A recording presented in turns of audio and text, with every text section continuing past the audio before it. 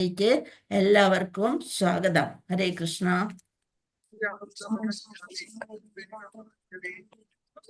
ഹരേ Krishna Mataji. Slide നമുക്ക് 3 മണിയാകുമ്പോ start ചെയ്യാം മാതാജി, അപ്പോഴല്ലേ എല്ലാരും വരൂ. ഹരേ കൃഷ്ണ. ആയിക്കോട്ടെ.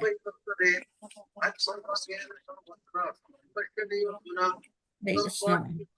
ജയ രാധാ മാധവ ജയ കുഞ്ച വിഹാരി, ജയ രാധാ മാധവ ജയ കുഞ്ച വിഹാരി, ജയ ഗോപീ ജനവല്ലഭ ജയ ഗിരിവരധാരി, ജയ രാധാ മാധവ ജയ കുഞ്ച വിഹാരി, ജയ ഗോപീ ജനവല്ലഭ ജയ ഗിരിവരധാരി, യശോദനന്ദന വ്രജജനരഞ്ജന, യശോദനന്ദന വ്രജജനരഞ്ജന, യമുന തീരാവനചാരി, യമുന തീരാവനചാരി, ജയ കുഞ്ച വിഹാരി, ജയ രാധാ മാധവ ജയ കുഞ്ച വിഹാരി, ജയ ഗോപീ ജനവല്ലഭ ജയ ഗിരിവരധാരി, യശോദനന്ദന വ്രജജനരഞ്ജന, യശോദനന്ദന വ്രജജനരഞ്ജന, യമുന തീരാവനചാരി, ജയ രാധാ മാധവ ജയ കുഞ്ച വിഹാരി. ഹരേ കൃഷ്ണ. എന്റെ ഒരു സാഹസം കാണിച്ചതാണ് കേട്ടാ. ഹരേ കൃഷ്ണ. നന്നായി പാടി മാതാജി. ഹരേ കൃഷ്ണ. ഹരിബോൾ. നിങ്ങളൊന്നും ഇപ്പൊ പാടാതെ ഇപ്പൊ പിന്നെ ഞാൻ എന്ത് ചെയ്യും? സമയമുണ്ടെന്നും പറയുന്നുണ്ട്. ഹരേ കൃഷ്ണ. ഇന്ന് പാർട്ടിസിപ്പൻസ് എത്തിയിട്ടില്ലാന്നോണല്ലേ മാതാജി? കുറച്ച് കുറവാണല്ലോ അല്ലെ? അതെ മാതാജി. ഹരേ കൃഷ്ണ. ജോയിൻ ചെയ്യും. 3 മണിയാവുന്നതല്ലേ ഉള്ളൂ മാതാജി. ആ, അപ്പൊ ഒരു കീർത്തനം കൂടി ധന്യ മാതാജിയുടെ വക അങ്ങോട്ട് ചൊല്ലിക്കോളൂ. 1 മിനിറ്റേ ഉള്ളൂ മാതാജി. ഇനി 1 മിനിറ്റ് ഉള്ളൂ അല്ലെ? അപ്പൊ നമുക്ക് തുടങ്ങിയാലോ? എല്ലാം തുടങ്ങി. ഇന്ന് 2-3 കഥകളൊക്കെ ഉണ്ട്. അപ്പൊ നമുക്ക് ചിലപ്പോ സമയം കിട്ടിയില്ലെങ്കിലോ അങ്ങോട്ട് നീണ്ടു പോയാലോ? ഹരേ കൃഷ്ണ. 1 മിനിറ്റേ ഉള്ളൂ മാതാജി, അതുകൊണ്ട് തുടങ്ങാം നമുക്ക്. ഹരേ കൃഷ്ണ. അപ്പൊ ഇന്ന് അധ്യായം 5 കർമ്മയോഗം. കർമ്മയോഗം നമ്മൾ 3-ാം അധ്യായത്തിൽ പഠിച്ചു. പക്ഷെ ഇത് കർമ്മയോഗം കൃഷ്ണാബോധത്തിൽ പ്രവർത്തനം. അപ്പൊ അധ്യായം 4 നമ്മൾ എന്താ പഠിച്ചതെന്ന് ഒന്ന് ജസ്റ്റ് ഒന്ന് നോക്കാം. അതീന്ദ്രിയ ജ്ഞാനം, അതായിരുന്നു 4-ാം അധ്യായത്തിന്റെ പേര്. അതായത് നമ്മുടെ സനാതന യോഗം ആണ് അതിൽ കൂടെ വിവരിച്ചത്. നമ്മൾ ആത്മസാക്ഷാത്കാരത്തിലേക്ക് ലക്ഷ്യം വെച്ചുകൊണ്ട് അപ്പോൾ മാത്രമാണ് നമ്മുടെ പ്രവർത്തനങ്ങള് ഭഗവാനിൽ ചേരുന്ന പരിപൂർണമായ യജ്ഞമാകുന്നത്. അപ്പൊ പരമപുരുഷനായ ഭഗവാനെ മനസ്സിലാക്കാൻ നമ്മൾ ശ്രമിക്കണം എന്നാണ് ഇന്നലെ നമ്മള് ചർച്ച ചെയ്തത്. ഭഗവത്ഗീത നിർദ്ദേശിക്കുന്ന വഴി. അപ്പൊ ഭഗവത്ഗീതയ്ക്ക് വളരെയധികം പ്രാധാന്യമുണ്ട്. ഭഗവാന്റെ മുഖപത്മത്തിൽ നിന്ന് വന്ന വാണികളാണ് ഭഗവത്ഗീതയിലുള്ളത്. അർജുനൻ ഓരോരോ സംശയങ്ങൾ ചോദിച്ചുകൊണ്ട് നമുക്ക് വേണ്ടിയാണ് ഭഗവത്ഗീത ആചാര്യന്മാര് വിവർത്തനം ചെയ്ത് തന്നിരിക്കുന്നത്. അപ്പൊ അതുകൊണ്ട് നമ്മളെ ഭഗവത്ഗീത നിർദ്ദേശിക്കുന്ന വഴിയിലൂടെ മുന്നേറിയിട്ട് എവിടെ എത്തണം? ആധ്യാത്മിക ജ്ഞാനം അറിയണം. വെറും ഭൗതിക ഇതിൽ മുങ്ങിത്താഴാതെ ആധ്യാത്മിക ജ്ഞാനം അറിയണം. അതിനുള്ളൊരു വഴിയാണ് നമ്മള് ഈ ഭഗവത്ഗീത യഥാരൂപ പഠന ക്ലാസ്. ഭഗവാന്റെ വിഭിന്നാംശങ്ങളാണ് നാം എല്ലാം. ഭഗവാൻ ഒരു പരമാത്മാവ്, നമ്മളെല്ലാം ജീവാത്മാവ്. അപ്പൊ ഗീതയിലെ ഉപദേശങ്ങൾ ഉൾക്കൊള്ളാത്തവര് അങ്ങനെയുള്ളവരാണ്, അവിശ്വാസികളാണ്. അവര് പമ്പര വിഡ്ഢികൾ അല്ലെ മൂഢന്മാർ എന്നാണ് ഭഗവാൻ തന്നെ പറയുന്നത്.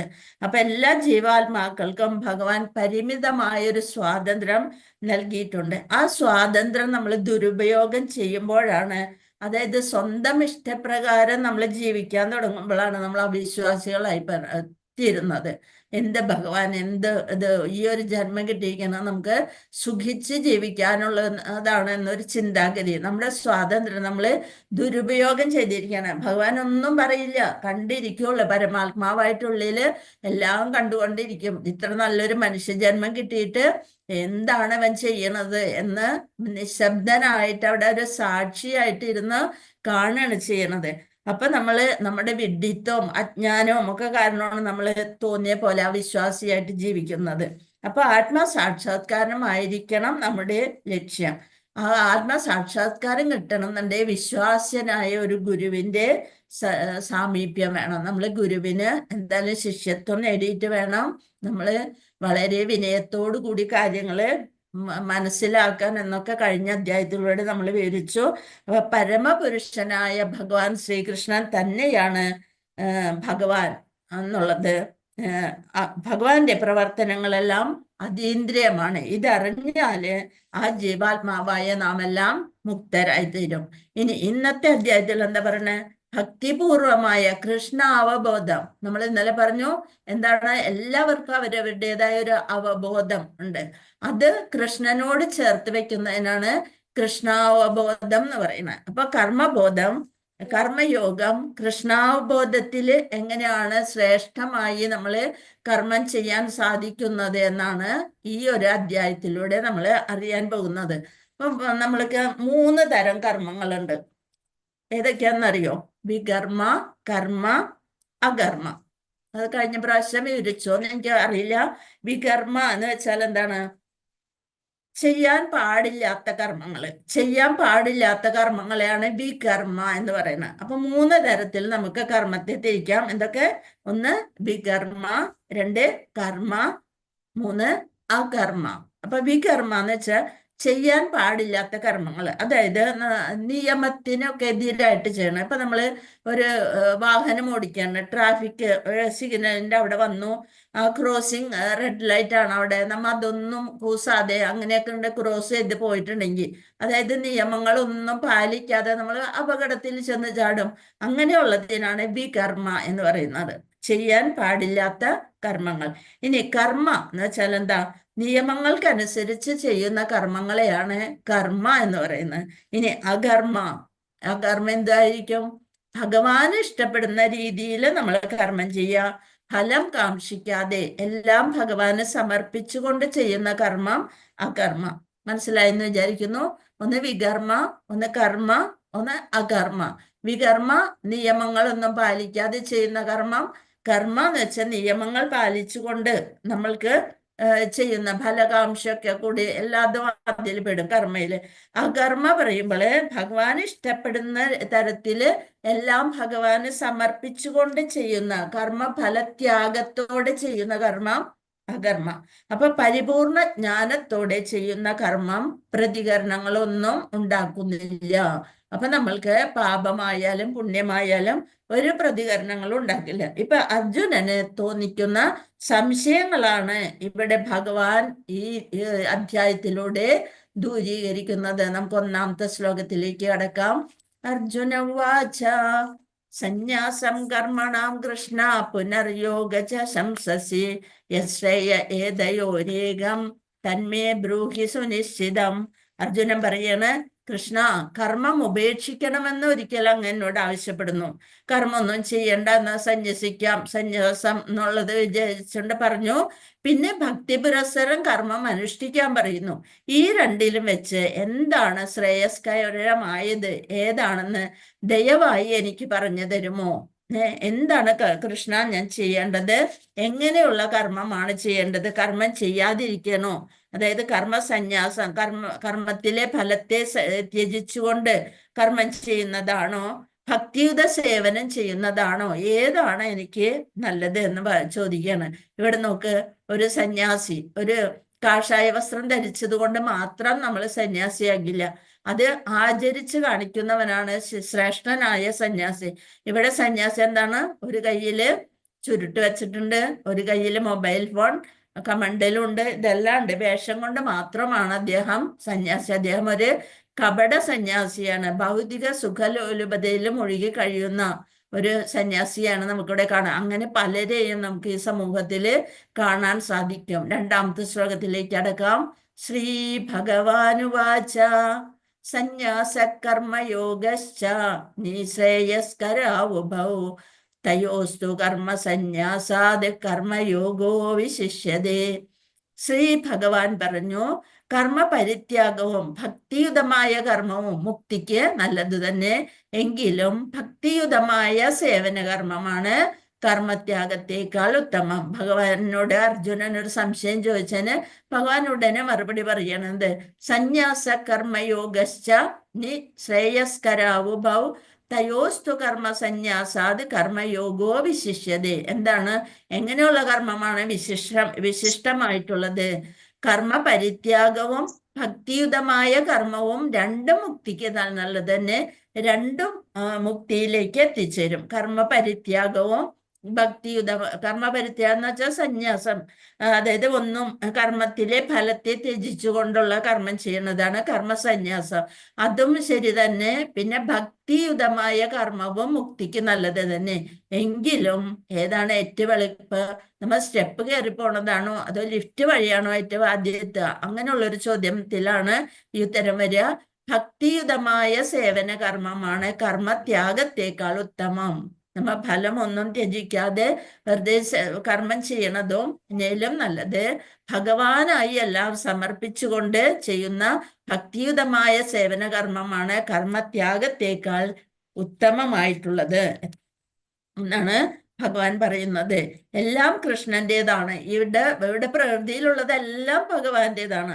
അപ്പൊ ഭഗവാന്റേതായാൽ എന്താണ്? ഭഗവാന്റെ സേവനത്തിനാണ് നമ്മൾ അത് ഉപയോഗിക്കേണ്ടത്. അപ്പൊ കൃഷ്ണാബോധത്തിലെ ഈ കർമ്മമാണ്, ഭക്തിയുതമായ സേവന കർമ്മമാണ് കർമ്മത്യാഗത്തേക്കാൾ ഉത്തമം. ഒരു വൈഷ്ണവൻ ഭഗവാനെ പ്രീതിപ്പെടുത്തിക്കൊണ്ട് ഭഗവാന് ആരതി നൽകുക, ഭോഗ സമർപ്പിക്കുക, ഇതെല്ലാം ചെയ്തുകൊണ്ട് അദ്ദേഹത്തിന്റെ ഒരു ദിവസം ആരംഭിക്കുന്നു.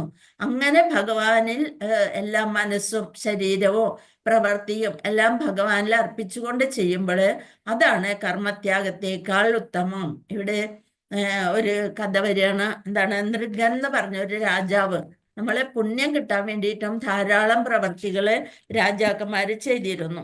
നൃഗരാജാവ് എന്ത് ചെയ്തു? എന്ത് ചെയ്തു?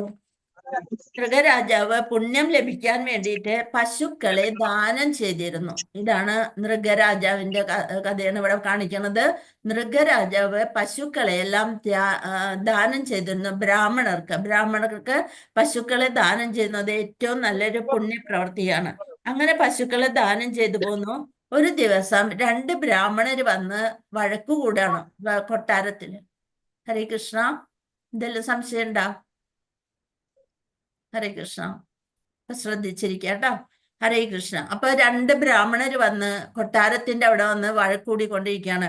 എന്റെ പശുവിനെ നീ കൊണ്ടുപോയി, നിന്റെ പശു അതല്ല, ഇത് എന്റെ പശുവാണ് എന്ന് പറഞ്ഞ് 2 പേരും തമ്മിൽ അങ്ങോട്ടും ഇങ്ങോട്ടും വാക്ക് തർക്കം വന്നു. അങ്ങനെ രാജാവ് വന്ന് കാര്യങ്ങൾ ചോദിച്ചു. എന്താന്ന് വെച്ചാല് തലേ ദിവസം ഒരു ബ്രാഹ്മണന് രാജാവ് ഒരു പശുവിനെ കൊടുത്തിരുന്നു. ആ പശു വൈകുന്നേരം ആയപ്പോൾ അത് ശരിക്കും എവിടെയാണോ വന്ന് കയറുന്നത് അവിടേക്ക് തന്നെ വന്നു. അതായത് രാജാവിന്റെ പശുവിന്റെ ആലയത്തില് തന്നെ വന്നു ചേർന്നു. അപ്പൊ ഇതറിയാതെ ഗോശാലയില് ആ പശു വന്നു ചേർന്നു. ഇതറിയാതെയാണ് പിറ്റേ ദിവസം രാജാവ് മറ്റൊരു ബ്രാഹ്മണന് ഈ പശുവിനെ നൽകിയത്. അപ്പൊ വഴിയിൽ വെച്ച് കണ്ടപ്പോൾ മറ്റേ ബ്രാഹ്മണൻ പശുവിനെ അന്വേഷിച്ച് നടക്കുമ്പോഴാണ് വേറൊരു ബ്രാഹ്മണൻ ആ പശുവിനെയും കൊണ്ടുപോണത് കണ്ട് അവര് തമ്മിൽ തർക്കമായി. അവർക്ക് ഭയങ്കര ദേഷ്യം വന്നു. ഇതാണോ രാജാവിന്റെ ഒരു സേവനം, അല്ലെങ്കിൽ ഇങ്ങനെ ദാനം ചെയ്യുന്ന പ്രവൃത്തി ഇതാണോ എന്ന് ചോദിച്ചുകൊണ്ട് രാജാവിനെയും വഴക്ക് പറയാനായിട്ട് അവര് തുനിഞ്ഞു. അപ്പൊ രാജാവ് പറഞ്ഞു, വേറെ പശുക്കളെ എത്ര വേണമെങ്കിലും തരാം. പക്ഷെ അവർക്ക് അതില് താല്പര്യം ഉണ്ടായിരുന്നില്ല. അവര് പറഞ്ഞു, ബ്രാഹ്മണരുടെ ശാപം എന്തായാലും ലഭിച്ചേ പറ്റുള്ളൂ എന്ന് പറഞ്ഞ് ഈ രാജാവിനോട് രാജാവ് അടുത്ത ജന്മത്തിലെ ഒരു ഓന്തിന്റെ രൂപത്തിലാണ് ജനിച്ചത്. ബ്രാഹ്മണരുടെ ശാപം ലഭിച്ച് ഇത്രയധികം പുണ്യകർമ്മങ്ങൾ ചെയ്തിരുന്ന രാജാവ് അടുത്ത ജന്മത്തിലെ ഒരു ഓന്തായിട്ട് ജനിച്ചു. അങ്ങനെ മധുരയിലെ ഒരു പൊട്ടക്കിണറ്റിലാണ് അത് വന്ന് കിടന്നത്. അപ്പോ ആ ആ സ്ഥലത്ത് ആ ഉപവനത്തില് ഭഗവാൻ ശ്രീകൃഷ്ണന്റെ മക്കളെല്ലാം പന്ത് കളിച്ചിരുന്നു. സാമ്പൻ മുതലായവരെല്ലാം വന്ന് പന്ത് കളിച്ച് ക്ഷീണിച്ച് വശമായിട്ട് നോക്കിയപ്പോ, കിണറിന്റെ അടുത്ത് വന്ന് നോക്കിയപ്പോള് ആ പൊട്ടക്കിണറ്റിലുണ്ട് ഒരു വലിയ ഭയങ്കര വലിപ്പമുള്ള ഒരു ജീവി കിടക്കണം. അപ്പൊ അവര് വളരെ പ്രയാസപ്പെട്ട് കയറൊക്കെ എടുത്ത് അതിനെ കെട്ടിപ്പൊക്കി പുറത്ത് ഇറക്കി സ്വതന്ത്രമാക്കാനൊക്കെ നോക്കി. പക്ഷെ അവരെ കൊണ്ട് സാധിച്ചില്ല. ഉടനെ ചെന്ന് പിതാവിനോട് പറഞ്ഞു. ഭഗവാൻ ശ്രീകൃഷ്ണൻ വന്ന് ഇടത്തെ കൈകൊണ്ടൊന്ന് തൊട്ടപ്പോഴത്തേനും അതിനെ പുറത്തെടുത്തു. ആ ഭഗവാന്റെ നോട്ടവും ആ സ്പർശനവും ലഭിച്ച വഴിക്ക് അത് രാജാവായി മാറി. അപ്പൊ ഉടനെ ആ ഭഗവാനെ പ്രണമിച്ചു. ഭഗവാൻ വിശേഷങ്ങൾ എന്താ നിനക്ക് പറ്റിയത്, എന്തുകൊണ്ട് ഈ രൂപത്തിലായി എന്ന് ചോദിച്ചപ്പോഴാണ് രാജാവ് ഈ കഥ പറഞ്ഞത്. അതായത് പുണ്യം ലഭിക്കാൻ വേണ്ടി നമ്മൾ ചെയ്താലും പ്രവർത്തികൾക്കും അതിനും എന്തുണ്ട്, പുണ്യവും പാപവും, അതായത് ഫലം ഉണ്ടാകും. അപ്പൊ അതുകൊണ്ടാണ്. എന്നാൽ ഭഗവാന്റെ ധാരാളം പുണ്യങ്ങൾ ചെയ്തത് കൊണ്ട് ഭഗവാന്റെ ഒരു അനുഗ്രഹം, ഭഗവാനെ കാണുവാനും സ്പർശനം നേടുവാനുമുള്ള അനുഗ്രഹം കിട്ടി അദ്ദേഹം ബ്രഹ്മസാക്ഷാത്കാരത്തിലേക്ക് മുക്തി നേടി പോയി. അത് അങ്ങനെ കാണിക്കുന്ന ഒരു കഥയാണ് ഇത്. അടുത്ത ശ്ലോകം നോക്കാം നമുക്ക്. ജ്ഞേയ സനിത്യ സംന്യാസി യോനദ്വേഷ്ടീന കാംക്ഷതി നിർദ്ദന്തോ ഹി മഹാബാഹോ സുഖം ബന്ധാത് പ്രമുച്യതേ. എന്താണ്? കർമ്മഫലങ്ങൾ ആഗ്രഹിക്കുകയോ വെറുക്കുകയോ ചെയ്യാത്ത ആളാണ് നിത്യസന്യാസി. കർമ്മം ചെയ്യണം, കർമ്മഫലങ്ങൾ ആഗ്രഹിക്കുകയോ വെറുക്കുകയോ ചെയ്യാത്ത ആളാണ് നിത്യസന്യാസി. ഞാൻ ഈ കർമ്മം ചെയ്താൽ എനിക്ക് അതിന് നല്ലൊരു ഫലം കിട്ടില്ലല്ലോ, അല്ലെന്നുണ്ടെങ്കിൽ എന്ത് കഷ്ടമാണ് ഇങ്ങനെയൊക്കെ വന്ന് ഭവിച്ചത് എന്ന് പറഞ്ഞുകൊണ്ട് ആ കർമ്മത്തെ നമ്മള് കർമ്മഫലം ഇന്നത് വന്നല്ലോ എന്ന് പറഞ്ഞ് വെറുക്കുകയോ ചെയ്യാത്ത ആളാണ് നിത്യസന്യാസി. മഹാബാഹുവായ അർജുന, ഇത്രയധികം കഴിവുകളുള്ള അർജുന, അയാൾ ദ്വന്ദ്ങ്ങളിൽ നിന്ന് ഒഴിഞ്ഞ് എളുപ്പത്തിൽ ഭൗതിക ബന്ധനത്തിൽ നിന്ന് മുക്തനാകുന്നതോടൊപ്പം മോക്ഷം അടയുകയും ചെയ്യുന്നു. ഇങ്ങനെ കർമ്മഫലങ്ങൾ ആഗ്രഹിക്കുകയോ വെറുക്കുകയോ ചെയ്യാത്ത നിത്യസന്യാസി എന്ത് പറ്റും? ദ്വന്ദ്ങ്ങളിൽ നിന്ന്, സുഖം ദുഃഖം ചൂട് തണുപ്പ് അങ്ങനെയുള്ള ദ്വന്ദ്ങ്ങളിൽ നിന്ന് ഒഴിഞ്ഞ് എളുപ്പത്തിൽ ഭൗതികമായിട്ടുള്ള ബന്ധനത്തിൽ നിന്ന് മുക്തനാകുന്നതോടൊപ്പം അദ്ദേഹം മോക്ഷം ലഭിക്കുകയും ചെയ്യുന്നു എന്ന് കാണിക്കുന്നതാണ് ഈ ശ്ലോകം. എന്താണ്? തികഞ്ഞ കൃഷ്ണാവബോധമുള്ള മനുഷ്യൻ തന്നെ കർമ്മഫലങ്ങളിൽ ഇച്ഛയോ വെറുപ്പോ ഇല്ലാത്തത് കൊണ്ട് എന്നും അദ്ദേഹം ത്യാഗിയായിരിക്കും. ഒന്നിലും പ്രത്യേകിച്ച് ഒരു സന്തോഷമോ ദുഃഖമോ ഒന്നും വരുന്നില്ല. അപ്പൊ അതുകൊണ്ട് താൻ ചെയ്യുന്നത് എന്തും കൃഷ്ണന് വേണ്ടി ആകയാൽ അയാളുടെ മനസ്സില് സന്തോഷവും ദേഷ്യവുമില്ല. അങ്ങനെ ദ്വന്ദ്ങ്ങളുടെ തലത്തിൽ നിന്ന്, ഈ ഭൗതിക ലോകത്തിൽ നിന്ന് തന്നെയും അയാൾ മുക്തനാകുന്നു. എല്ലാം ഭഗവാന്റെ ഇച്ഛ എന്ന് വിചാരിച്ചുകൊണ്ട് കർമ്മം ചെയ്യുമ്പോൾ അദ്ദേഹം ഭൗതിക ബന്ധനത്തിൽ പെടാതെ മുക്തനാകുന്നു. അടുത്ത ശ്ലോകം. സംന്യാസസ്തു മഹാബാഹോ ദുഃഖം ആപ്തുമയോ ഗതഃ യോഗയുക്തോ മുനിർബ്രഹ്മ നചിരേണാധിഗച്ഛതി. എല്ലാ കർമ്മങ്ങളും ത്യജിച്ചുവെന്നിരിക്കലും ഭക്തിയുത ഭഗവത് സേവനത്തിൽ ഏർപ്പെടാതെ ആർക്കും സന്തുഷ്ടി നേടാനാവില്ല. അപ്പൊ എന്ത് ചെയ്യണം? ഭക്തിയുത ഭഗവത് സേവനം. നമ്മള് ജീവിതം, ഈ ഭൗതിക ജീവിതം, ഭൗതികമായ ശരീരം തന്നിട്ടുണ്ട്. എന്തായാലും നമ്മൾ കർമ്മങ്ങൾ ചെയ്തിരിക്കണം. ആ ഭൗതിക ജീവിതം നമ്മൾ ജീവിച്ച് തീർക്കേണ്ടതാണ്. അങ്ങനെ എളുപ്പത്തിലൊന്നും നമ്മളെ കൊണ്ട് ഒടുക്കി തീർക്കാൻ സാധിക്കുന്നതല്ല നമ്മുടെ ജീവിതം. ഇത്ര നല്ലൊരു ഭൗതിക ജീവിതം ലഭിച്ചിട്ട് നമ്മൾ കർമ്മം ചെയ്യണം. ആ കർമ്മങ്ങളെ ത്യജിക്കാൻ പറ്റില്ല. അത് ഭക്തിയുത ഭഗവത് സേവനത്തിൽ ഏർപ്പെടാതെ ആർക്കും സന്തുഷ്ടി നേടാനാവില്ല. ഭഗവാനെ കീർത്തിച്ചുകൊണ്ട് ഭഗവത് സേവനത്തിലൂടെ കർമ്മം ചെയ്യുമ്പോൾ, ഭക്തിയുത സേവനത്തിൽ ഏർപ്പെട്ടിരിക്കുന്ന ചിന്താശാലിയായ ഒരു വ്യക്തി അജിരേണ പരമപദം പ്രാപിക്കും. ഇപ്പൊ നിങ്ങൾ ഒരു ദിവസം, ഇപ്പൊ 5ാമത്തെ ദിവസമാണ് നിങ്ങൾ ഈ ക്ലാസ്സിൽ അറ്റൻഡ് ചെയ്യണം. അപ്പൊ തന്നെ നിങ്ങൾക്ക് തോന്നാം എന്തെല്ലാം പുതിയ പുതിയ കാര്യങ്ങളാണ് നമ്മളെ മനസ്സിൽ വിചാരിച്ച കാര്യങ്ങളൊക്കെ നടന്നു കാണുന്നെന്ന് നമ്മൾക്ക് തോന്നിക്കൊണ്ടേയിരിക്കും. അതായത് ഭഗവാൻ നമ്മളെ അനുഗ്രഹിച്ചു തുടങ്ങി എന്നൊരു തോന്നല് നമ്മൾക്കുണ്ടായിരിക്കും. അതായത് ആവശ്യമില്ലാത്ത ചിന്തകളൊക്കെ കുറച്ച് കുറഞ്ഞ് ഇനി 3 മണിയാവണം, ക്ലാസ്സിൽ കയറണം, അങ്ങനെ താല്പര്യമുള്ളവര് എന്തായാലും ആ 3 മണിക്ക് ചിലപ്പോ കാത്തിരിക്കും. ചിലപ്പോ ഞാൻ എടുക്കണതൊന്നും ചൊവ്വായിട്ടായിരിക്കൂല. എന്നാലും ഭഗവാന്റെ കഥകളല്ലേ കേൾക്കാൻ പോണത്, ഭഗവാന്റെ ലീലകള്, അതിനെ പറ്റിയൊന്നും എനിക്കറിയണം. ഭഗവത്ഗീത എന്താണ് എന്ന് ഒരാൾ ചോദിച്ചു കഴിഞ്ഞാൽ എത്ര അധ്യായം ഉണ്ട്, എത്ര ശ്ലോകം ഉണ്ട്, മൂന്നാമത്തെ അധ്യായം എന്തായിരുന്നു എന്നൊക്കെ ചോദിച്ചു കഴിഞ്ഞാൽ അതൊക്കെ ഒന്ന് അറിയാനായിട്ട് ഒരു ആകാംക്ഷ, പലരോടും പറഞ്ഞു കൊടുക്കാനും. അപ്പൊ അതിനു വേണ്ടിയിട്ട് ഭക്തി, അതെല്ലാം ഭക്തിയുത സേവനത്തില് ഉൾപ്പെടുന്നു. അങ്ങനെ ഭക്തിയുത സേവനത്തിൽ ഏർപ്പെടുന്ന ചിന്താശാലിയായ ഒരു വ്യക്തി, അപ്പൊ നമ്മൾക്ക് കൂടുതൽ എന്തെങ്കിലുമൊക്കെ ഒന്ന് അറിയണം, ഒരു ഭക്തിയോട് ബന്ധപ്പെട്ട ഏതെങ്കിലും ഒരു പ്രഭാഷണം ഉണ്ടെന്നുണ്ടെങ്കിൽ അത് കേൾക്കാൻ താല്പര്യം വരും. ബാക്കിയുള്ള ടിവിയിലെ ബാക്കി പ്രോഗ്രാമുകളൊക്കെ അവിടെ ഇരിക്കട്ടെ, ഇതൊക്കെ ഒന്ന് നോക്കട്ടെ, ഇനി നമുക്ക് അധികം സമയമില്ല, ഇങ്ങനെ സമയം പോയിക്കൊണ്ടേയിരിക്കണേ, ഭഗവാന്റെ കാര്യങ്ങളിലേക്ക് കുറച്ചുകൂടി ഒന്ന് ഇടപെട്ട് നോക്കാം, എങ്ങനെ ഉണ്ടെന്ന് അറിയാലോ എന്നൊക്കെ വിചാരിച്ചിട്ടുണ്ട്. അങ്ങനെ അറിയാൻ വേണ്ടിയിട്ടുള്ള ഒരു ഔത്സുക്യം കൊണ്ടും നമ്മള് ഇങ്ങനെയുള്ള ക്ലാസ്സുകളിലൊക്കെ പങ്കെടുക്കണം. അപ്പൊ ഭക്തിയുത സേവനത്തിൽ ഏർപ്പെട്ടിരിക്കുന്ന ചിന്താശാലിയായ ഒരു വ്യക്തി അചിരേണ കുറെ സമയം കഴിയുമ്പോള് പരമപദം പ്രാപിക്കും. അത് ഭഗവാൻ ഉറപ്പ് തന്നിരിക്കുകയാണ്. 10ാമത്തെ ശ്ലോകം നോക്കാം. ബ്രഹ്മണ്യാധായ കർമാണി സംഗം ത്വക്ത്വാ കരോതിയ ലിപ്യദേശ നസ പാപേന പത്മപത്ര വിമാംഭസ. ആസക്തി കൂടാതെ ഫലത്തെ, നമ്മളെ ഭൗതിക കർമ്മങ്ങളില് ഇന്നത് ചെയ്താൽ എനിക്ക് ഇന്നത് കിട്ടും, അങ്ങനെ ഒരു ആസക്തി ഒന്നും ഇല്ലാതെ ഫലത്തെ പരമപുരുഷനെ സമർപ്പിച്ചുകൊണ്ട് എന്ത് വന്നാലും ശരി ഞാൻ ഇങ്ങനെ ചെയ്യാൻ പോണേ, എൻ്റെ ഉള്ളിലിരുന്ന പരമാത്മാവ് അങ്ങനെ പറയുന്നുണ്ട്. ഭഗവാനോട് ഒരു 100 വട്ടം നമുക്ക് ചോദിക്കാം, ഇത് ചെയ്താല് ശരിയാവോ കണ്ണാ, ഞാനിങ്ങനെ ചെയ്യട്ടെ. അതായത് നമ്മൾ എപ്പോഴും ഒരു കൂട്ടുകാരനെ പോലെ ഭഗവാനെ കൊണ്ടു നടക്കുക, എന്ത് ചെയ്യുമ്പോഴും ഭഗവാനോട് അഭിപ്രായം ചോദിക്കുക. ബാക്കി ആരും അപ്പൊ കുറെ കഴിയുമ്പോ ആദ്യം നമ്മൾ ചോദിക്കണതൊന്നും ഭഗവാൻ കേട്ട ഭാവം വെക്കൂല, എന്ന് വെച്ചാൽ ഇത്രയും നാളെ എവിടെയായിരുന്നു എന്നുള്ളൊരു മട്ടിയിൽ ഒരു പിണങ്ങി നിൽപ്പുണ്ട്. അപ്പൊ വീണ്ടും നമ്മൾ ഒരു കൂട്ടുകാരനെ പോലെ ഭഗവാനെ കൂടെ കൊണ്ടുനടക്കുക, എന്തും ചോദിച്ചുകൊണ്ടിരിക്കുക. ഇപ്പൊ നമ്മള് ഹസ്ബൻഡൊക്കെ പിണങ്ങിയിരിക്കുകയാണ്, നമ്മളും പിണങ്ങി ഒരു ഭാഗത്ത് മാറിയിരുന്നാൽ അവര് വിചാരിക്കും സ്വസ്ഥായി ഒരു സുഖം കിട്ടണ്ടെന്ന് വിചാരിച്ചുകൊണ്ട് അവര് മിണ്ടാതിരിക്കും. അതേസമയം നമ്മൾ എന്തെങ്കിലുമൊക്കെ ചോദിച്ച് അങ്ങനെ ചെല്ലുമ്പോൾ വിചാരിക്കും, ഓ കുഴപ്പമില്ല, ഒന്ന് ഏതെങ്കിലുമൊക്കെ കുറെ ചോദ്യമായില്ലേ, എന്തിനെങ്കിലൊക്കെ ഒന്ന് മറുപടി പറയാന്ന് വിചാരിച്ചുകൊണ്ട് ആ പിണക്കം അവിടെ അതോടെ തീരും. അതുപോലെ ഭഗവാനിലെ നമ്മള് പിണങ്ങാതെ ഇണങ്ങിക്കൊണ്ട് ഒരു കൂട്ടുകാരനെ പോലെ നമ്മൾ കൂടെ കൊണ്ടുനടന്നിട്ട് എല്ലാം പരമപുരുഷനെ ഇത് ഞാൻ ചെയ്യാൻ പോകേണ്ട കണ്ണ, എന്തുണ്ടെങ്കിലും നീ തന്നെയാണ് അതിന് ഉത്തരവാദി എന്നുള്ള മട്ടിയിലൊക്കെ പിണങ്ങി പറഞ്ഞുകൊണ്ട് ചെയ്തു കഴിഞ്ഞാല് അതെങ്ങനെയാവും?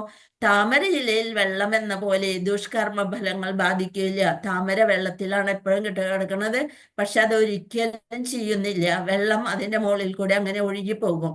താമരയും പൂവും വളരെ ഭംഗിയായിട്ട് അവിടെ നിൽക്കുകയും ചെയ്യും. അപ്പൊ അതുപോലെ നമ്മുടെ കർത്തവ്യങ്ങളെല്ലാം ഭഗവാനിൽ അർപ്പിച്ചുകൊണ്ട് സമർപ്പിച്ചുകൊണ്ട് അനുഷ്ഠിച്ചാല് താമരയിലയിൽ വെള്ളം എന്ന പോലെ ദുഷ്കർമ്മങ്ങൾ, അതിൻ്റെ ഇടയിൽ ദുഷ്കർമ്മം വന്നാലും നമ്മളെ ബാധിക്കുകയില്ല. അപ്പൊ നമ്മൾ പറയാ അത് എന്ന് വെച്ച് നമുക്ക് ഒരു ബുദ്ധിമുട്ടും ഉണ്ടാവില്ല എന്നുള്ളതാണ്. നമ്മുടെ പാപഫലം, നമ്മൾ ചെയ്തു കൂട്ടിയ പാപഫലങ്ങളൊക്കെ നമ്മൾ അനുഭവിക്കുക തന്നെ വേണം. പക്ഷേ ദുഷ്കർമ്മ ഫലങ്ങൾ വരുമ്പോ പറയും, കണ്ണനോട് പറഞ്ഞിട്ടല്ലേ ഞാനത് ചെയ്തത്, ഇനിയിപ്പോ എന്തായാലും നീ തന്നെ ആ വിഷമം ഏറ്റെടുത്തോ എന്നുള്ള മട്ടിയിൽ ഭഗവാനോട് നമ്മളെല്ലാം സമർപ്പിച്ച് ചെയ്താല് നമ്മളെ അതൊന്നും ബാധിക്കില്ല. ഇനി എന്നോട് ഒന്നും പറയണ്ട എന്നുള്ളൊരു മട്ടിയിൽ നമ്മൾ അങ്ങനെ ഒരു മനോഭാവം നമ്മൾക്ക് ഉണ്ടാവും.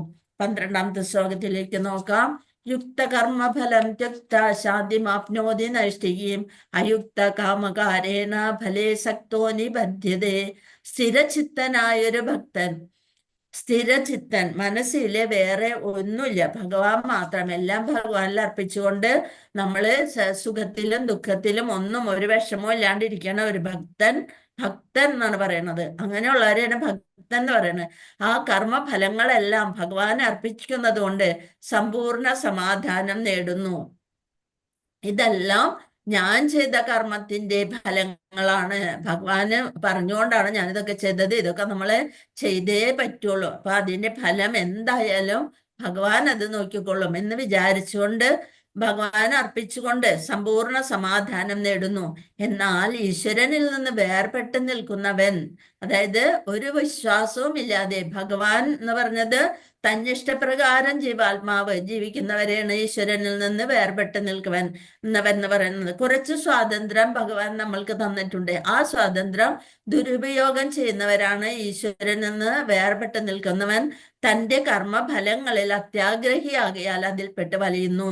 ഓരോന്നും കിട്ടുമ്പോഴേ അയ്യോ ഇത് പോരാ, വീണ്ടും വേണം, ഒന്ന് കിട്ടുകിൽ 10 നിനക്കിലും എന്നൊക്കെ പറഞ്ഞുകൊണ്ട് 10 കിട്ടിയിൽ 100, 100 കിട്ടിയാൽ 1000, അങ്ങനെ അങ്ങനെ ചോദിച്ചും പറഞ്ഞുകൊണ്ടും ഇങ്ങനെ ജീവിച്ചുകൊണ്ടിരിക്കും. അപ്പൊ ആ കർമ്മഫലങ്ങളില് ഒരു വീട് വെച്ച് ഇനി അതിന്റെ തൊട്ടടുത്തൊരു എന്താണ് വിറക് വര വേണം. അപ്പൊ ആ വിറക് വര വെച്ചു. അപ്പൊ തോന്നി അവിടെ നിന്ന് കുറച്ച് എന്നിട്ട് തേങ്ങയൊക്കെ ഇടാനായിട്ട് വേറൊരെണ്ണം കൂടി വേണം എന്നൊക്കെ വിചാരിച്ചുകൊണ്ട് അപ്പൊ വീണ്ടും അതിന്റെ മുകളിൽ ഒരു ലോണും കൂടി എടുത്ത് അത് ചെയ്തു. മുറ്റൊക്കെ ഒന്ന് ശരിയാക്കണം. അപ്പൊ അങ്ങനെ ചെയ്തു. അങ്ങനെ അങ്ങനെ കർമ്മങ്ങളിൽ ഇങ്ങനെ ബന്ധനസ്ഥനാവുന്ന ആൾക്ക് അതിൽപ്പെട്ട് വലയെ ചെയ്യുന്നത്. അപ്പൊ നമ്മള് അത്യാവശ്യം നമുക്ക് ജീവിക്കാൻ ഉതകുന്ന കാര്യങ്ങളൊക്കെ അവിടെ ചെയ്യുക. ബാക്കി കാര്യങ്ങളൊക്കെ ഭഗവാന്റെ സേവനത്തിനും അമ്പലങ്ങളിൽ പോകാനും കുറച്ചൊക്കെ നമ്മളുടെ ബുക്കുകൾ വായിക്കാനും അങ്ങനെയൊക്കെ ആയിട്ട് ചെലവഴിക്കാൻ സമയം. ഏത് സമയവും പണി പണി പണി പണി വെച്ചുകൊണ്ട് നമ്മുടെ ജീവിതം വെറുതെ കളയാണ് ചെയ്യുന്നത്. അപ്പൊ അത് കാരണം അത്യാവശ്യ കാര്യങ്ങളൊക്കെ വേഗം ചെയ്തു വെച്ച് ഭഗവാന്റെ കാര്യങ്ങൾക്ക് കൂടുതൽ സമയം കണ്ടെത്തിയാല് നമ്മൾക്ക് തന്നെ ഒരു സ്വസ്ഥത കിട്ടും. ഹരേ കൃഷ്ണ. 14-ാമത്തെ ശ്ലോകം നോക്കാം. ന കർത്തൃത്വം ന കർമാണി ലോകസ്യ സൃജിത പ്രഭു ന കർമ്മഫല സംയോഗം സ്വഭാവസ്തു പ്രവർത്തതേ. ശരീരസ്ഥനായ ആത്മാവ് തന്റെ ശരീരമാകുന്ന പുരത്തിന്റെ ഉടമസ്ഥൻ കർമ്മങ്ങൾ ഉണ്ടാക്കുന്നില്ല. നേരത്തെ ശ്ലോകം വായിച്ചപ്പോ നമ്മ ഈ വിവർത്തനം കേട്ടപ്പോൾ ശ്രദ്ധിച്ചിട്ടുണ്ടാവും. ശരീരസ്ഥനായ ആത്മാവ് തന്റെ ശരീരമാകുന്ന പുരം, നവദ്വാരങ്ങൾ അടങ്ങിയിരിക്കുന്ന പുരം, അതിന്റെ ഉടമസ്ഥൻ കർമ്മങ്ങളൊന്നും ഉണ്ടാക്കുന്നില്ല, കർമ്മം ചെയ്യാൻ പ്രേരിപ്പിക്കൊന്നുമില്ല, കർമ്മഫലം ഉണ്ടാക്കുന്നുമില്ല. ഇന്നലെ നമ്മൾ പറഞ്ഞത് തന്നെ ഒന്നും കൂടി കർമ്മയോഗത്തിൽ 3-ാമത്തെ അധ്യായത്തിൽ നമ്മൾ പറഞ്ഞ കാര്യങ്ങളാണത്. ഭഗവാൻ ഒന്നും കൂടി വിശദമായിട്ട് ഓരോ ശ്ലോകങ്ങളും ഓരോന്നും വിവരിച്ചു തരികയാണ് നമ്മൾക്ക് വേണ്ടിയിട്ട്. ആരാണ് ഇതൊക്കെ ചെയ്യണത്? ഏതാണ് പ്രകൃതിയിലെ ത്രിഗുണങ്ങൾ? ഏതൊക്കെയാണ്? 3 ഗുണങ്ങള്: തത്വഗുണം, രജോ ഗുണം, തമോ ഗുണം. ഹരേ കൃഷ്ണ. അപ്പൊ ആരാണ് ഈ കർമ്മം ചെയ്യാൻ നമ്മെ പ്രേരിപ്പിക്കുന്നത്? ഭഗവാൻ. പ്രകൃതിയിലെ ത്രിഗുണങ്ങളാണ് ഇവയ്ക്കെല്ലാം കാരണം. സത്വഗുണമാണെന്നുണ്ടെങ്കിൽ നമ്മള് ഭഗവാന് വേണ്ടിയിട്ടൊക്കെ സേവ ചെയ്യണം എന്നുള്ളതും പ്രകൃതിയിൽ നിന്ന് തന്നെ പ്രേരിപ്പിക്കും. രജോ ഗുണം, എനിക്ക് അത് വേണം ഇത് വേണം, ഏത് നേരവും പ്രവൃത്തി, ആ കർമ്മം ചെയ്യണം, ഇത് ചെയ്യാനുണ്ട്, എനിക്കൊന്നും നേരില്ല, നിങ്ങൾക്ക് നേരമുള്ളവരൊക്കെ അങ്ങനെയൊക്കെ ചെയ്യുന്നൊക്കെ പറഞ്ഞ് നമ്മളെ ഒരു താങ്ങ് വെച്ച് തരും. അല്ലെ? ഈ അമ്പലത്തിൽ പോവലും ഈ പുസ്തകങ്ങളൊക്കെ വായിക്കണം, ഭഗവത്ഗീതയൊക്കെ വായിക്കണം എന്ന് പറയുമ്പോ ഒരു പണിയില്ലാത്തവരാണ് ഇതിന് പോണേന്നുള്ളൊരു മട്ടിയിൽ ആയിക്കോട്ടെ, നമ്മൾക്കാണ് അതിന്റെ ഗുണം കിട്ടുക. അപ്പൊ ആ രജോ ഗുണികള് ഏത് നേരവും ഓരോ പ്രവർത്തിക്കുക, അവർക്ക് പ്രവൃത്തി ഒഴിഞ്ഞിട്ടുള്ള നേരില്ല, ഏത് നേരവും പണികൾ തന്നെ, ഒന്നിനും നേരമില്ലാത്ത. അപ്പൊ ആ നേരം ഉണ്ടാക്കി ചെയ്യണവർക്ക് കളിയാക്കുകയും ചെയ്യും. അപ്പൊ അങ്ങനെയാണ്. തമോ ഗുണിയാണെങ്കിലോ ഉറങ്ങാൻ മാത്രമേ അവർക്ക് നേരമുള്ളൂ. ഏത് സമയവും ഉറക്കവും അലസതയും തിന്നലും കുടിക്കലും, തിന്നാൻ പോലും അവർക്ക് മടിയായിരിക്കും. ഒരു മൊബൈലാണെങ്കിൽ അതിൽ തോണ്ടി കുമ്പിട്ട് ഇങ്ങനെ ഇരുന്നോണ്ടിരിക്കും. അങ്ങനെ നമ്മുടെ പ്രകൃതിയിലുള്ള ഈ ത്രിഗുണങ്ങളാണ് ഇവയ്ക്കെല്ലാം കാരണം. ഇനി വേറെ അധ്യായങ്ങൾ വരുമ്പോ വിശദമായിട്ട് അതൊക്കെ പറയും. അപ്പൊ നമുക്ക് നല്ലോണം മനസ്സിലാവും അതൊക്കെ. പിന്നെ 17-ാമത്തെ ശ്ലോകം നോക്കാം. തദ്ബുദ്ധയസ്തദാത്മാന തന്നിഷ്ടാസ്തത്പരായണാഃ ഗച്ഛന്ത്യ പുനരാവൃത്തിം ജ്ഞാന നിർധൂത കൽമഷ. ബുദ്ധിയും മനസ്സും വിശ്വാസവും ആശ്രയവും എല്ലാം പരമ്പൊരുളിൽ കൃഷ്ണനിൽ ഉറപ്പിച്ചു നിർത്തുമ്പോൾ പരിപൂർണ ജ്ഞാനത്താൽ സംശയങ്ങൾ ഒഴിഞ്ഞ് മുക്തിമാർഗത്തിൽ മുന്നേറുന്നു. ഇപ്പൊ നമ്മൾ എന്തെങ്കിലും ഒന്ന് ചെയ്തു കഴിഞ്ഞ്, ഇപ്പൊ ഭൗതികതയിലാണെന്നുണ്ടെങ്കിൽ നമ്മൾക്ക് ഒരു നല്ല മാർക്ക് കിട്ടി, അല്ലെ നല്ല ജോലി കിട്ടി, അപ്പൊ പറയും ഓ നല്ല നല്ല അവരെ വീട്ടിൽ നോക്കിയാൽ എല്ലാവരും പഠിപ്പുള്ളവര്, നല്ല പൈസ കിട്ടണം, ഇത് ചെയ്യണം. പക്ഷെ ഈശ്വര വിശ്വാസം എന്നുള്ളത് അവിടെ ഇല്ലെന്നുണ്ടെങ്കിലോ കുറെ കഴിയുമ്പോൾ നമ്മൾ ഈ ജന്മത്തില് അഹങ്കാരവും മറ്റുള്ളവരോട് അപ്പൊ അവർക്ക് മിണ്ടാനൊരു മടി, ഒരാളെയും വകവയ്ക്കില്ല. എൻ്റെ കഴിവ് കൊണ്ടാണ് ഞാൻ ഇങ്ങനെയൊക്കെ പഠിച്ച് നല്ല ഉദ്യോഗം നേടി, എനിക്ക് അതിനുള്ള ശമ്പളം ഉണ്ട്, അത് കഴിഞ്ഞാൽ ജീവിക്കാൻ ചാവുന്നത് വരെ ജീവിക്കാനുള്ള പെൻഷൻ കിട്ടും. അപ്പൊ ഒരാളെയും ഭഗവാനെ പോലും ഒന്നും ആശ്രയിക്കേണ്ട കാര്യമില്ല എന്ന് പറഞ്ഞുകൊണ്ട് തന്നിഷ്ടപ്രകാരം നമ്മൾ ഈ ഭൗതികതയിൽ തന്നെ ഇത് ചെയ്യുമ്പോഴോ അങ്ങനെ ഭഗവാനെ ഒട്ടും ബുദ്ധി മനസ്സും വിശ്വാസവും ഇതെല്ലാം എൻ്റെ കഴിവാണെന്ന് വിചാരിച്ച് നടക്കുന്നവർ കുറേ ഉണ്ട്. പക്ഷെ ഈ ബുദ്ധി തന്നത് അതേപോലെ നമ്മൾക്ക് എന്തെങ്കിലും ഓർക്കാൻ നമ്മൾ പല കാര്യങ്ങളും ഓർത്ത് വെച്ചിട്ടുണ്ടാകും. പക്ഷെ ആവശ്യം നേരത്ത് അതൊന്നും ഓർമ്മ വരുത്താതിരിക്കുന്നതും ഭഗവാന്റെ പണിയാണ്. അത്ര അങ്ങോട്ട് അഹങ്കരിക്കേണ്ടെന്ന് വിചാരിച്ചുകൊണ്ട് നമ്മൾക്ക് മറവി തരുന്നതും അതേസമയം ഓർമ്മശക്തി തരുന്നതും എല്ലാം ഭഗവാൻ തന്നെയാണ്.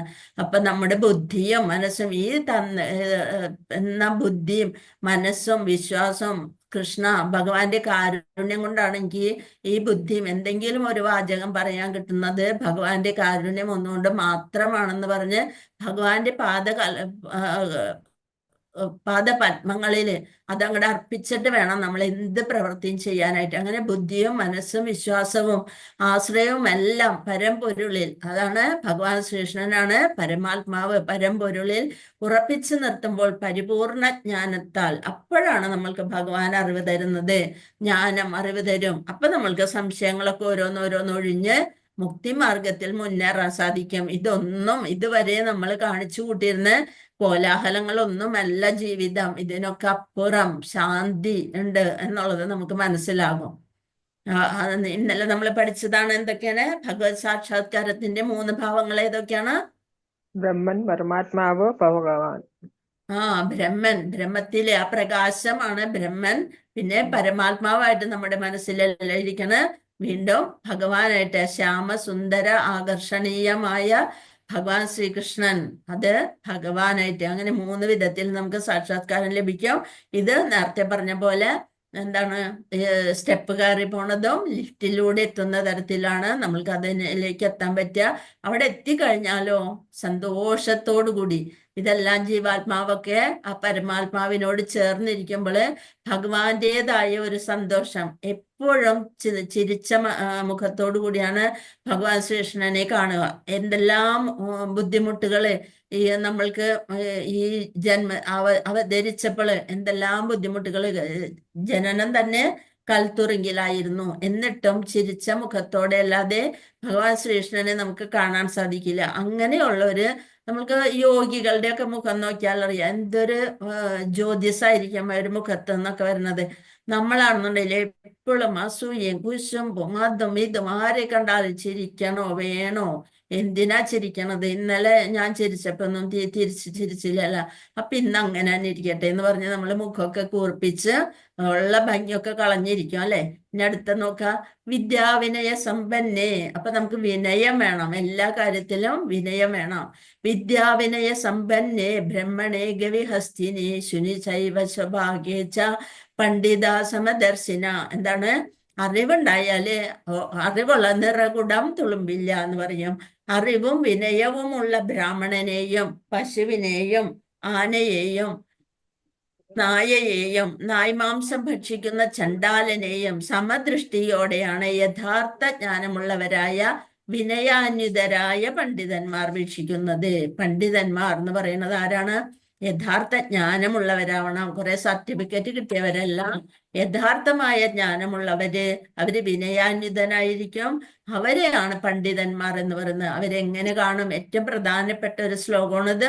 അറിവും വിനയവുമുള്ള ബ്രാഹ്മണനെയും പശുവിനെയും ആനയെയും നായയെയും നായ്മാംസം ഭക്ഷിക്കുന്ന ചണ്ടാലനെയും സമദൃഷ്ടിയോടെ, എല്ലാവരെയും ഒരുപോലെ എന്നല്ല പറയുന്നത്, സമദൃഷ്ടി. അവരുടെ ഉള്ളിലെല്ലാം ജീവാത്മാവും പരമാത്മാവും ഒന്ന് തന്നെയാണെന്ന്. അല്ലാണ്ട് ആനയും പട്ടിയും പൂച്ചയും മനുഷ്യരും ഒക്കെ ഒന്നാണെന്നല്ല പറയുന്നത്. അവരുടെ ഉള്ളിലുള്ള ജീവാത്മാവും പരമാത്മാവും ഒന്ന് തന്നെയാണ്. ഓരോരുത്തരുടെ പ്രവർത്തികൾക്ക് അനുസരിച്ചാണ് ഓരോ ജന്മങ്ങൾ, ഓരോ ഭൗതിക ശരീരങ്ങൾ ലഭിച്ചിരിക്കുന്നത് എന്ന് കാണുന്ന ആളാണ്. അപ്പൊ അതുകൊണ്ട് നമ്മൾക്ക് ഒരു നായ വന്നാലും ഒരു ബ്രാഹ്മണനെ കണ്ടാലും ഒരാന അത് അതിൻ്റെ കർമ്മബലം കൊണ്ട് ആനയായി തീർന്നു. അതിൻ്റെ ഉള്ളിലും ജീവാത്മാവുണ്ട് പരമാത്മാവുണ്ട്. ഇനി ഒരു ചണ്ടാളനാണ്. അവരും കഴിഞ്ഞ ജന്മത്തില് എന്തോ ഒക്കെ ചെയ്തിട്ട് ചണ്ടാലനായിത്തീരുന്നു. പക്ഷെ ഒരു മനുഷ്യജന്മം കിട്ടിയല്ലോ, അത് തന്നെ മഹാഭാഗ്യം. അദ്ദേഹം വീണ്ടും ചണ്ടാലൻ വീണ്ടും ബ്രാഹ്മണ സ്വഭാവത്തിലേക്ക് ഉയരാൻ സാധിക്കും. അപ്പൊ നോക്കുക, അതുപോലെ എന്താണ് മാംസം ഭക്ഷിക്കുന്ന ചണ്ടാലനെയും സമദൃഷ്ടിയോടെയാണ് യഥാർത്ഥ ജ്ഞാനമുള്ളവരായ വിനയാന്വിതരായ പണ്ഡിതന്മാർ വീക്ഷിക്കുന്നത്. അപ്പൊ എല്ലാവരിലും പരമാത്മാവിനെയും ജീവാത്മാവിനെയും ആ പണ്ഡിതൻ കാണും. അതായത് പൊതുവിലുള്ള ജീവാത്മാവിനും പരമാത്മാവിനും പൊതുവിലുള്ള സവിശേഷത, അവബോധമുള്ള അവസ്ഥ, സച്ചിദാനന്ദ സ്വഭാവമാണ് എല്ലാത്തിനും ഉള്ളത്. അപ്പൊ ജീവാത്മാവിന്റെ പ്രജ്ഞ എന്ന് വെച്ചാൽ ഒരു ശരീരത്തിൽ മാത്രം ഒതുങ്ങി നിൽക്കുമ്പോൾ നമ്മൾക്ക് പരമാത്മാവിനാണെങ്കിൽ സകല ശരീരങ്ങളും, ജീവാത്മാവിന് ഒരു ശരീരത്തിന്റെ ബോധം മാത്രമുള്ളൂ. പരമാത്മാവിന് എല്ലാ ശരീരങ്ങളിലും ഒരുപോലെ സന്നിഹിതനാണ്. അതാണ് വിദ്യാവിനയ സമ്പന്നെ ബ്രാഹ്മണേ ഗവി, ഗവി ഹസ്തിനി, ശൂന്യ ചൈവ ശഭാഗേച്ച പണ്ഡിത സമ ദർശന. ഹസ്തിനി എന്ന് വെച്ചാൽ ആന, ഗവി എന്ന് വെച്ചാൽ പശു, ശൂന്യ എന്ന് വെച്ചാൽ ശ്വാവ്, അതായത് നായി. അപ്പൊ അങ്ങനെയുള്ളവര് എല്ലാവരിലും ആ ജീവാത്മാവിനെയും പരമാത്മാവിനെയും പണ്ഡിതന്മാർ വീക്ഷിക്കുന്നു, കാണുന്നു. അടുത്ത ശ്ലോകം 20. ന പ്രഹൃഷ്യത് പ്രിയം പ്രാപ്യ നോദ്വിജത് പ്രാപ്യ ച പ്രിയം സ്ഥിരബുദ്ധിരസമ്മൂഢോ ബ്രഹ്മവിദ് ബ്രഹ്മണി സ്ഥിതഃ. ആനന്ദത്തിൽ ഭയങ്കര സന്തോഷം വരുമ്പോൾ ആഹ്ലാദിക്കുകയോ ആനന്ദകരമല്ലാത്തവയിൽ ദുഃഖം വരുമ്പോൾ ഭയങ്കരമായിട്ട് ദുഃഖാവിഷ്ടനാവുകയോ ചെയ്യാതെ സ്ഥിരബുദ്ധിയോടെ അസംഭ്രാന്തനായി ദൈവശാസ്ത്രജ്ഞാനിയായി ജീവിക്കുന്നവൻ ഭൗതികാതീതൻ തന്നെ.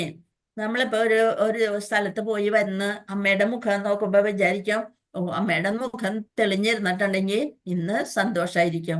എല്ലാം അമ്മ ഭയങ്കര ദേഷ്യത്തിലാണെങ്കിലോ നമ്മൾ പറയും ഇന്നത്തെ കാര്യം പോക്കാണെന്ന് പറയും അല്ലെ.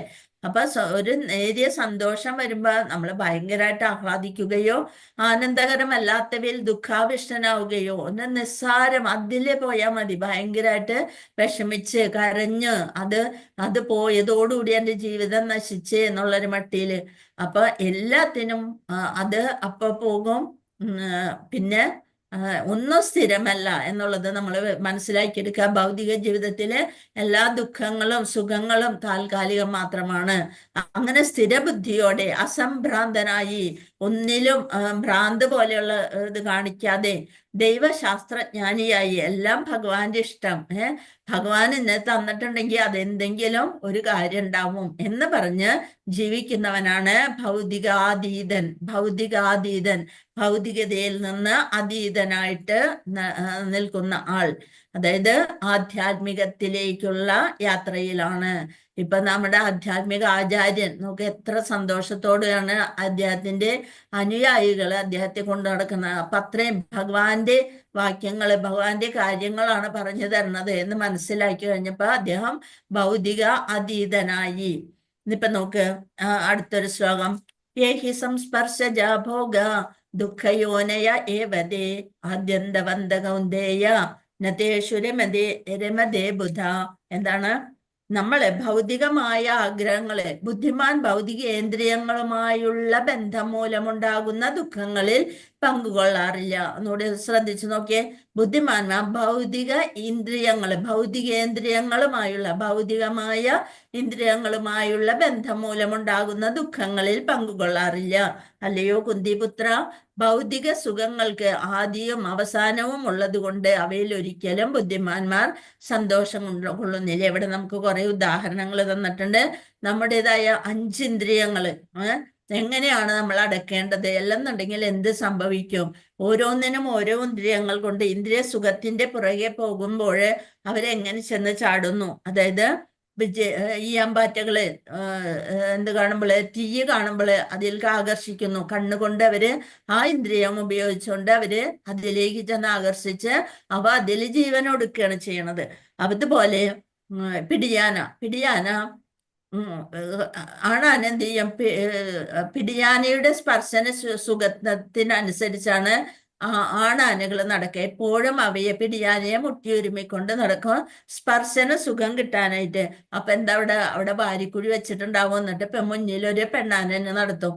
അപ്പൊ അതില് അവനെ മുട്ടിയൊരുമി നടക്കുമ്പോ ആണാനയുടെ വഴിയിൽ എന്തുണ്ടാവും, വില മൂടിയിട്ട് കുഴി കുഴിച്ചു വെച്ചിട്ടുണ്ടാവും. അപ്പൊ അതില് ബന്ധനസ്ഥനാവും. അപ്പൊ ആ ഇന്ദ്രിയ സുഖത്തിന്, സ്പർശന സുഖത്തിന് വേണ്ടി കൊതിച്ച് നടന്നപ്പോള് ആനയുടെ സ്ഥിതി ഇതായി. അതുപോലെ മാനിന് ഓട്ടത്തിലൊന്നും ആർക്കും തോൽപ്പിക്കാൻ സാധിക്കില്ല. പക്ഷെ മാനിന് ഉണ്ട് വേറെ ഒരു ഇന്ദ്രിയ ഇത് എന്താണ് അത്,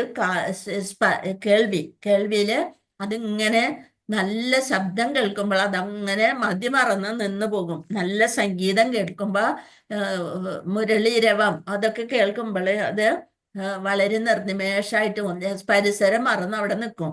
അപ്പൊ വന്നിട്ട് വേട്ടക്കാരൻ ചെയ്യും, ഓടിച്ചിട്ട് പിടിക്കാനൊന്നും സാധിക്കില്ല. അപ്പൊ ഓടക്കുഴലില് സംഗീതം കേൾപ്പിച്ച് അതിനെ അവിടെ ബന്ധനസ്ഥനായി അവിടെ നിർത്തി അവര് പിടിക്കുന്നു, മാനിന്റെ കൊമ്പൊക്കെ ലഭിക്കാൻ വേണ്ടിയിട്ട്. അപ്പൊ അതിന്റെ അന്ത്യം അതോടെയായി. അതുപോലെ വണ്ടിന് മധുരം, അതായത് ഇത് താമരയിലയിൽ നിന്ന് തേൻ നുകരാനായിട്ട് ഈ വണ്ട് താമരയുടെ പൂവിനുള്ളില് കടന്നു പറ്റും. അവിടെ ഇരുന്ന് ഓരോ സ്ഥലത്ത് മാറി മാറി മാറി മാറി എന്ന് തേൻ നികർന്ന് സമയം പോകുന്നത് അറിഞ്ഞില്ല. താമരയില കൂമ്പേണ്ട സമയം വൈകുന്നേരം ആകുമ്പോ താമരയില കൂമ്പും ആ വണ്ട് അതിനിടയിൽപ്പെട്ട് അതിന് രക്ഷപ്പെടാൻ പറ്റാത്ത അവസ്ഥയില് അതും അങ്ങനെ ബന്ധനത്തിലായി പോകും. അതുപോലെ മത്സ്യങ്ങള് മറ്റാഹാരത്തിന് വേണ്ടി നാവിന്റെ ത്വര അടക്കാൻ പറ്റാതെ മറ്റു മത്സ്യങ്ങളെ കാണുമ്പോൾ അതിനെ പിടിക്കാൻ പോകും. അതിന്റെ അറ്റത്ത് എന്തുണ്ടാവും, ചൂണ്ടയുണ്ടാവും അല്ലെ, അതിൽ കുടുങ്ങി ഇവയും അവയുടെ ജീവൻ ത്യജിക്കുന്നു. അപ്പൊ ഇത് ഓരോ ഇന്ദ്രിയങ്ങൾ കൊണ്ടാണ് അവര് ആ ബന്ധനത്തിൽ വിടുന്നത്. നമ്മളൊക്കെ ആണെങ്കിലോ 5 ഇന്ദ്രിയങ്ങളും നമ്മളുടെ എപ്പോഴും കർമ്മനിരതമാണ്. നമ്മൾ എവിടെയെങ്കിലും പോകണമെന്നുണ്ട്, ഒരു പാട്ട് കേട്ടാലേ, അല്ലെങ്കിൽ നല്ലൊരു ഭംഗിയുള്ള ഒരു പെണ്ണിനെ കണ്ടാല്, അല്ലെങ്കിൽ ഒരു ആണിനെ കണ്ടാല് അപ്പ അതിന്റെ പിറകെ പോയി. അതേപോലെ സാരി കണ്ടാല് അങ്ങനെയായിട്ട് നമ്മുടെ കണ്ണിനനുസരിച്ചും ചെവിയുടെ ഇന്ദ്രിയത്തിന് അനുസരിച്ച് അങ്ങനെ ഓരോന്നിനനുസരിച്ച് നമ്മളിങ്ങനെ അതിന്റെ പിറകെ പാഞ്ഞ് ആ ത്വരയില് നമ്മൾ ഭൗതിക ജീവിതത്തില് കൂടുതൽ ബന്ധനസ്ഥരായിക്കൊണ്ടേയിരിക്കുന്നു. അടുത്ത നോക്കാം. ലബന്ധേ ബ്രഹ്മനിർവാണ വിഷയ ക്ഷീണ കൽമഷ ദ്വൈതായതാത്മാന സർവഭൂതഹിതേ രഥാഹ. സംശയങ്ങളിൽ നിന്ന് ഉത്ഭവിക്കുന്ന ദ്വന്ദ്ങ്ങൾക്ക് അധീരരായവരും മനസ്സ് തന്നിൽ തന്നെ വ്യാപരിക്കുന്നവരും എപ്പോഴും സകല ജീവജാലങ്ങളുടെയും ക്ഷേമ ഐശ്വര്യ പ്രവർത്തനങ്ങളിൽ തിരക്കിട്ട് പ്രവർത്തിച്ചുകൊണ്ടിരിക്കുന്നവരും സർവപാപങ്ങളിൽ നിന്നും മോചനം നേടിയിട്ടുള്ളവർ ബ്രഹ്മനിർവാണം പോകുന്നു. എന്താ പറയുന്നത്?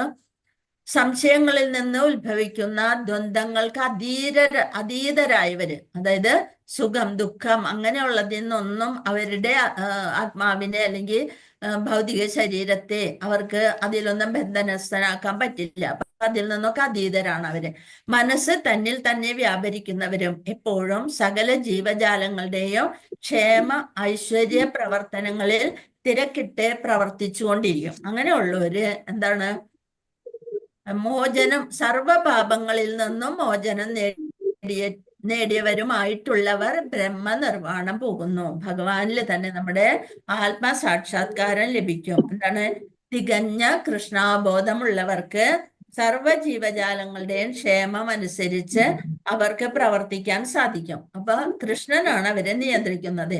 എല്ലാറ്റിന്റെയും ഉറവിടം, നമ്മുടെ ഇന്ദ്രിയങ്ങളെയൊക്കെ ഭഗവാൻ കൃഷ്ണനില്, ഋഷികേശനായ കൃഷ്ണനില് നമ്മൾ അർപ്പിച്ചു കഴിഞ്ഞാല് ഭഗവാൻ കൃഷ്ണൻ എല്ലാറ്റിന്റെയും ഉറവിടമാണെന്ന് ആ മനുഷ്യൻ അറിഞ്ഞു കഴിയും. ആ ബോധത്തോടെ പ്രവർത്തിക്കുമ്പോൾ അത് എങ്ങനെയാവും? ലോകക്ഷേമത്തിനായുള്ള പ്രവർത്തനമാകും. പരമാസ്വാദകനും പരമാധികാരിയും പരമസുഹൃത്തുമാണ് ശ്രീകൃഷ്ണൻ എന്ന സത്യം ഈ ജീവാത്മാവ് മനസ്സിലാക്കും. അപ്പൊ മനുഷ്യരിൽ ഈ ബോധം ഉണർത്താൻ വേണ്ടിയുള്ള പ്രവർത്തനമായിരുന്നു സർവ ഉത്തമമായ ജനസേവനം. അപ്പൊ പരമമുക്തി നേടാതെ ഒരാൾക്ക് ഉത്തമമായ ജനക്ഷേമ പ്രവർത്തനമൊന്നും നടത്താൻ സാധിക്കില്ല. ചിലവരുണ്ട്, കുറെ ആൾക്കാരെ സഹായിക്കും, എന്നിട്ട് ഉടനെ അതിലെല്ലാം ഓരോരുത്തർക്ക് എന്തെങ്കിലും ദാനം ചെയ്യുന്നതൊക്കെ അപ്പൊ തന്നെ ഫോട്ടോ എടുത്ത് നമ്മുടെ ഇതിന് പ്രശസ്തിക്കും ഇതിനും വേണ്ടിയിട്ടൊക്കെ മാധ്യമങ്ങളിൽ ഇടാനൊക്കെ ആയിട്ട്. അതൊന്നും ശരിയായിട്ടുള്ള ഒരു ക്ഷേമ പ്രവർത്തനമല്ല. ആ ആൾക്ക് എന്താണ് വേണ്ടത് എന്ന് ശരിയായിട്ട് അറിഞ്ഞുകൊണ്ട് അവരെ സഹായിക്കാനുള്ള മനസ്ഥിതി ഒക്കെ കൊടുക്കണം.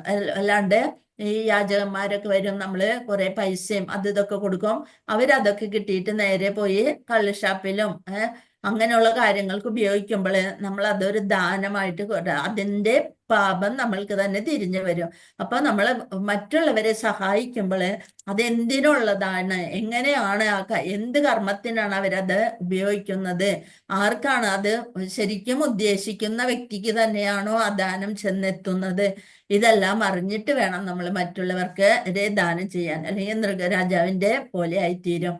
അപ്പൊ മോചനം നേടിയിട്ടുള്ള ക്ഷേമ ഐശ്വര്യ പ്രവർത്തനങ്ങളിൽ തിരക്കിട്ട് പ്രവർത്തിച്ചുകൊണ്ടിരിക്കുന്നവരും സർവപാപങ്ങളിൽ നിന്നും മോചനം നേടിക്കഴിഞ്ഞവരും എന്ത് ചെയ്യും?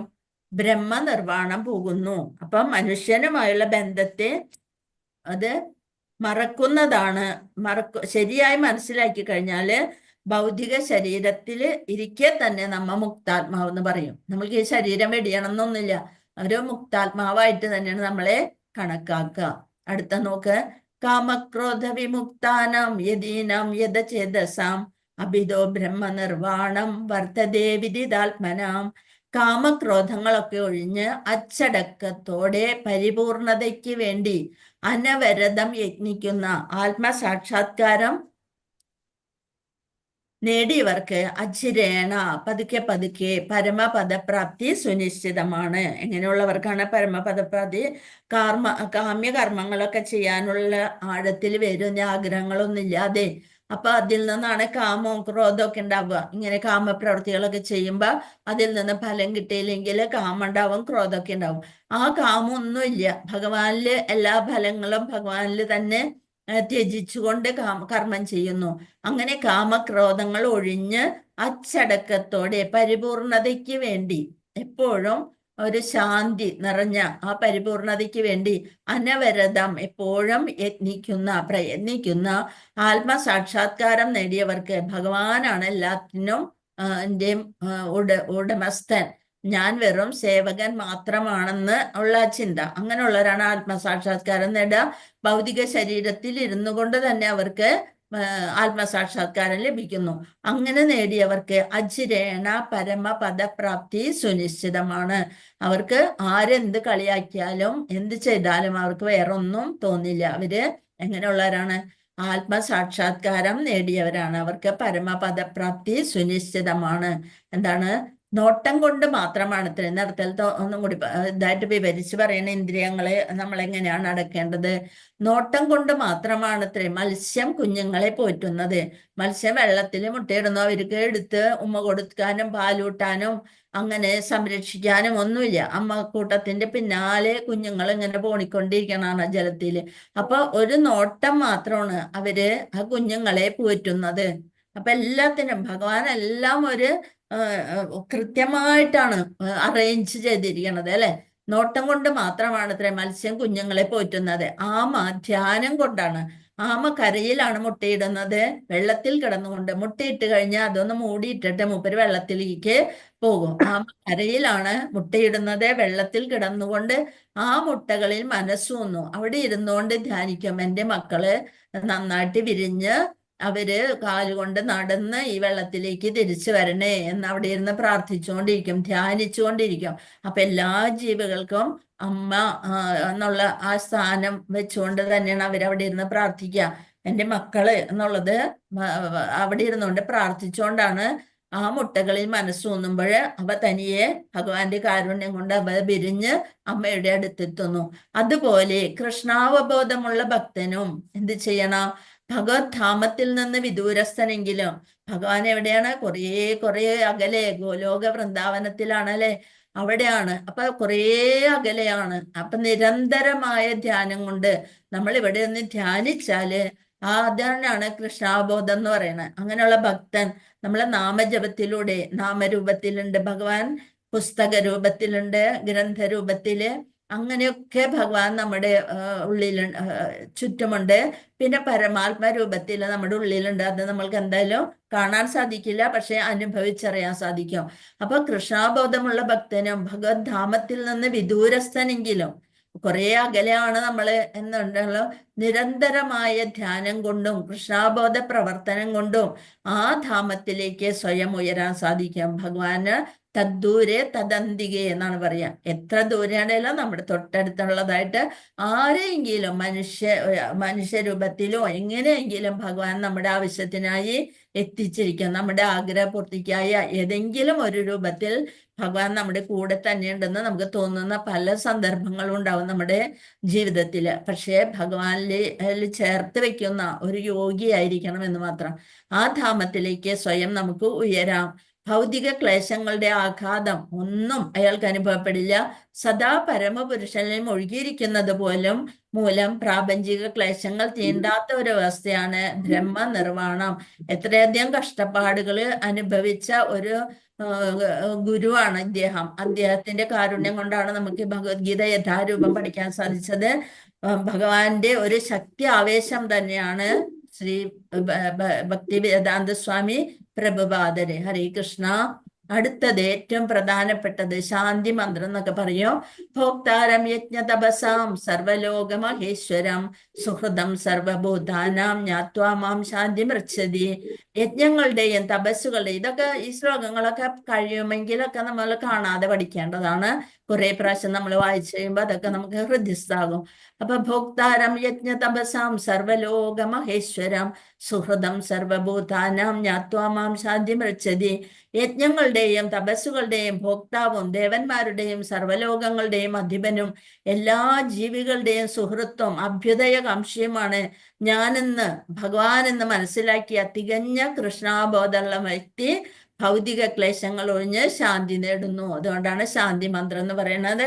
ഭഗവാൻ എല്ലാം അറിയുന്ന ഭഗവാനിൽ തന്നെ എല്ലാ യജ്ഞങ്ങളുടെയും തപസ്സുകളുടെയും എല്ലാറ്റിൻ്റെയും ഭോക്താവ്, എല്ലാം ഏറ്റെടുക്കുന്നത് ഭഗവാനാണ്.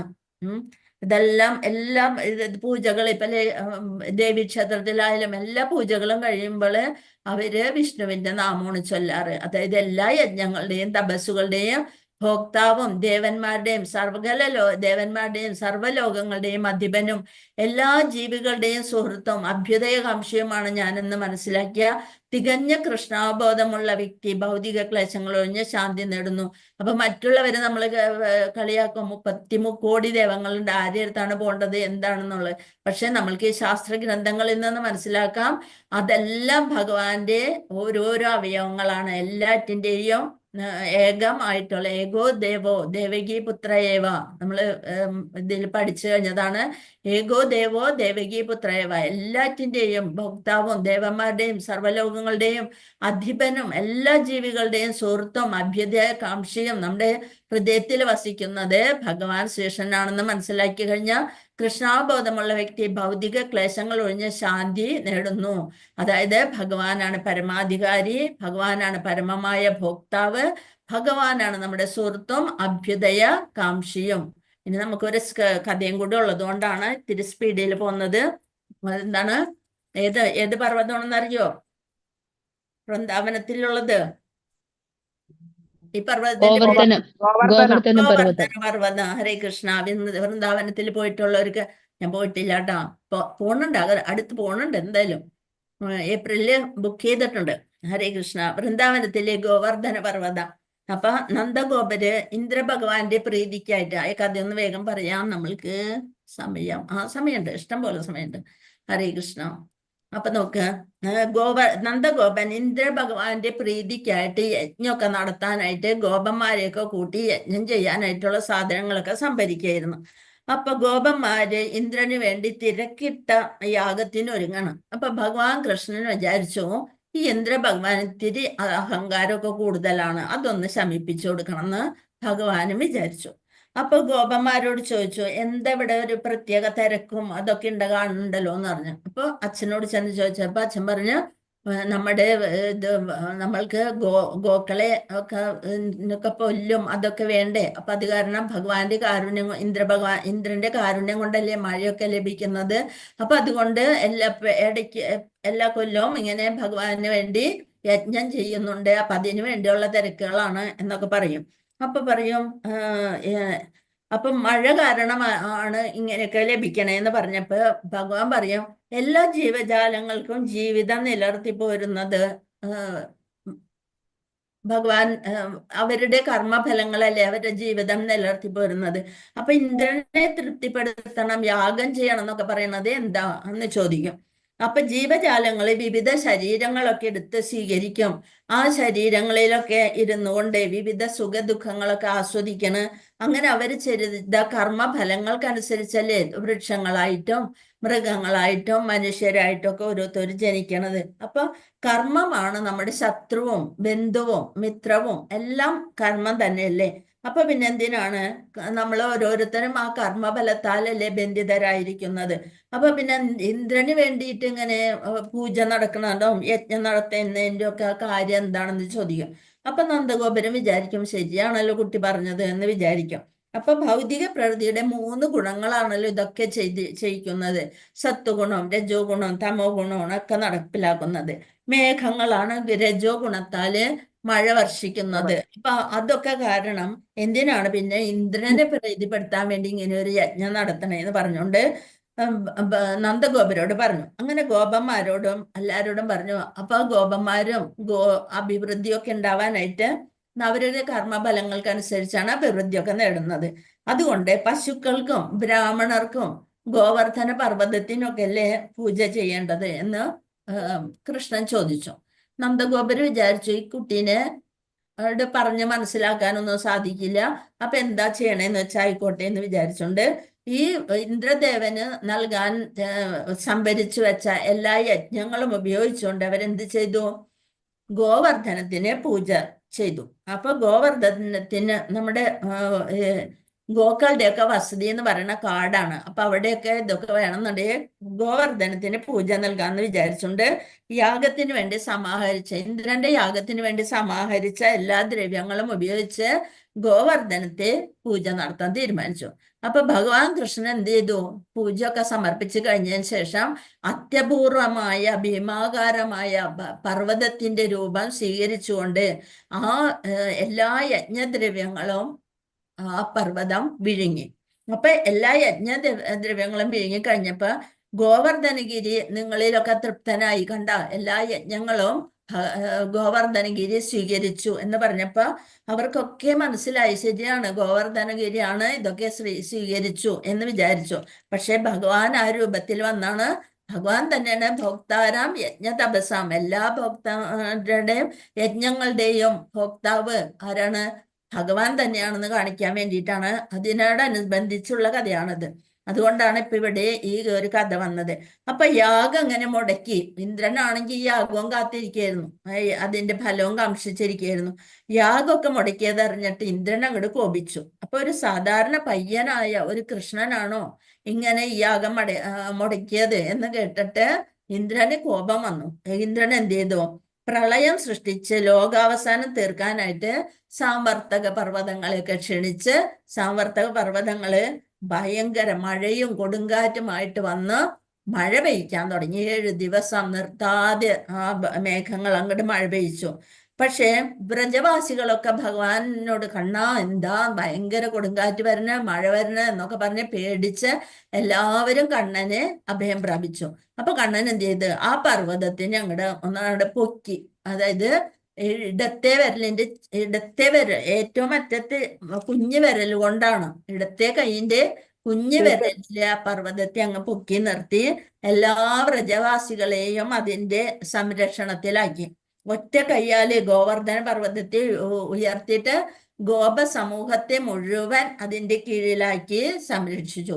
7 ദിവസം ആ ഗോപവാസികൾക്കും ഗോപന്മാർക്കും ഗോപികൾക്കൊക്കെ ഭഗവാനെ കണ്ടു നിൽക്കാനുള്ള നല്ലൊരു അവസരം ഭഗവാൻ കിട്ടും. ഭഗവാനാണെങ്കിൽ എല്ലാ ഗോപികളോടായിട്ടും സല്ലപിച്ചുകൊണ്ടും ഭയങ്കര സന്തോഷത്തോടെ ഈ 7 ദിവസം അങ്ങോട്ട് കഴിച്ചുകൂട്ടി. അപ്പൊ എല്ലാ ഗോപസമൂഹത്തെയും ആ മലയ്ക്ക് അടിയിൽ സംരക്ഷിച്ചു. അപ്പൊ 7 ദിവസം കഴിഞ്ഞിട്ടും ഇവിടെ ഒരു പ്രശ്നവും ഇല്ലാന്ന് കണ്ടപ്പോ ഇന്ദ്രന് മനസ്സിലായി, ഇത് നിസ്സാര പയ്യനൊന്നല്ല, ഇത് ഭഗവാൻ ശ്രീകൃഷ്ണൻ തന്നെയാണെന്ന് മനസ്സിലാക്കിക്കൊണ്ട് ഭഗവാനിൽ വന്ന് മാപ്പ് പറഞ്ഞു. അങ്ങനെ ഈ മേഘങ്ങളൊക്കെ തിരിച്ചു പോയി. യാതൊരു രക്ഷയില്ലാണ്ടായപ്പോ മേഘങ്ങള് തിരിച്ചുപോയി. അങ്ങനെ എല്ലാം കെട്ടടങ്ങിയെന്ന് കണ്ടപ്പോള് എല്ലാ ഗോപവൃന്ദങ്ങളും ഈ പർവ്വതത്തിന് പുറത്തേക്ക് കടത്തിയതിന് ശേഷം ആരും അകത്തില്ല എന്ന് ബോധ്യപ്പെട്ടതിന് ശേഷം ഭഗവാൻ യഥാസ്ഥാനത്ത് തന്നെ ആ പർവ്വതത്തെ തിരിച്ചു വെച്ചു. അപ്പൊ അവരെന്ത് ചെയ്തു? കൃഷ്ണനെ ആലിംഗനം ചെയ്യാനും ദേവന്മാര് പുഷ്പവൃഷ്ടി നടത്താനും തുടങ്ങി. അപ്പൊ എന്താണ്? ഭോക്താരാം യജ്ഞ തപസാം, എല്ലാ യജ്ഞങ്ങളുടെയും ഭോക്താവ് ഭഗവാൻ ശ്രീകൃഷ്ണൻ തന്നെയാണെന്ന് തെളിയിച്ചു കൊടുത്തു. അപ്പൊ ഇന്ദ്രനും തന്റെ അഹങ്കാരമൊക്കെ ഒന്ന് അടങ്ങി എന്ന് കാണിക്കുന്ന ഒരു കഥയാണിത്. ഹരേ കൃഷ്ണ കൃഷ്ണ കൃഷ്ണ ഹരേ ഹരേ, ഹരേ രാമ രാമ രാമ ഹരേ ഹരേ. ഹരേ കൃഷ്ണ. പാഞ്ചകൽപതരുഭ്യശ്ച കൃപാ സിന്ധുഭ്യേവ ച പതിതാനാം പാവനേഭ്യോ വൈഷ്ണവേഭ്യോ നമോ നമഃ. അനന്ത കോടി വൈഷ്ണവ ഭക്തവൃന്ദ की जय. श्रील प्रभुपाद की जय. निताय गौर प्रमानंदे. हरि हरि बोल. हरे कृष्णा. हरे कृष्ण माताजी. हरे कृष्ण. हरे ഹരേ कृष्ण. കൃഷ്ണ മാതാജി. ഹരേ കൃഷ്ണ. ഇന്നത്തെ ക്ലാസ്സിൽ ആർക്കെങ്കിലും എന്തെങ്കിലും സംശയങ്ങളുണ്ടെങ്കിൽ